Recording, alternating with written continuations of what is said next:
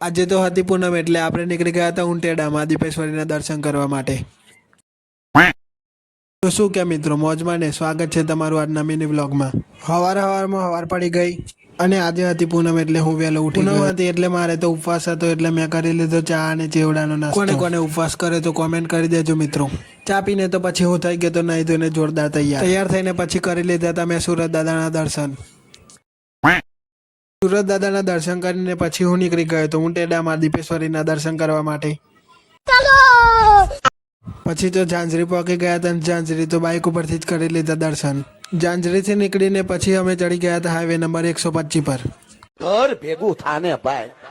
Highway number 125 પર ચડી ગયા અને આગળ તો આવી ગઈ હતી ઝાંઝરી વાળી નદી. કોણ કોણ ઝાંઝરી આવેલું છે કોમેન્ટ કરી દેજો મિત્રો. ઝાંઝરીની નદીના નજારા જોતા જોતા અમે પહોંચી ગયા હતા વાસની પહોંચી ગયા હતા અને પછી નાખી દીધી હતી નદી વાળા રસ્તે બાઇક.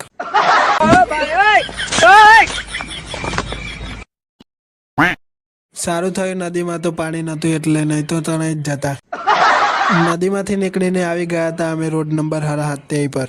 પછી તો ફાઇનલી મિત્રો અમે આવી ગયા હતા ઉંટેડા. મેન દરવાજેથી એન્ટ્રી મારીને પછી હું ઉતરી ગયો હતો બાઇક પરથી નીચે. બાઇક પરથી નીચે ઉતરીને અમે નીકળી ગયા હતા મા દીપેશ્વરીના મંદિર બાજુ. ભીડમાંથી નીકળીને મારી દીધી હતી મેન શાહી દરવાજાથી એન્ટ્રી. પછી ફાઇનલી મંદિરે પહોંચી ગયા હતા અને મંદિરે તો ભીડ એટલી હતી કે ના પૂછાય વાત. અને દર્શન કરવા તો એટલી લાંબી લાઈન હતી કે આપણો નંબર આવે એવો જ નતો. પછી તો જેમ તેમ કરીને શોર્ટકટ મારી દીધો ને આવી ગયા હતા મા દીપેશ્વરીના દર્શન કરવા માટે. મેં તો દર્શન કરી લીધા. લો તમે પણ કરી લો અને કોમેન્ટમાં જય દીપેશ્વરીમાં લખી દેજો. તમારે જે પણ દુઃખ હશે એ બધું દુઃખ દૂર થઈ જશે. દર્શન કરીને બહાર આવી ગયા હતા તો અહીંયા જો એટલી ને એટલી જ ભીડ દેખાતી.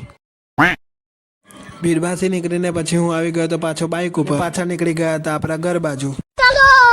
પછી તો ટેનપુર આવી ગયા અને ટેનપુરથી નીકળીને તેલની કંપની જોતા જોતા સીધા પહોંચી ગયા હતા શેરડીના જ્યુસ પીવા. ઘર ભેગું થાને ભાઈ. 1 hour later. ફાઇનલી 1 કલાકના સફર પછી હું આવી ગયો તો ઘરે. સારું તો તમે લાઈક ફોલો કરી દો. આપણે કાલે મળીએ બીજા વ્લોગમાં. જય માતાજી.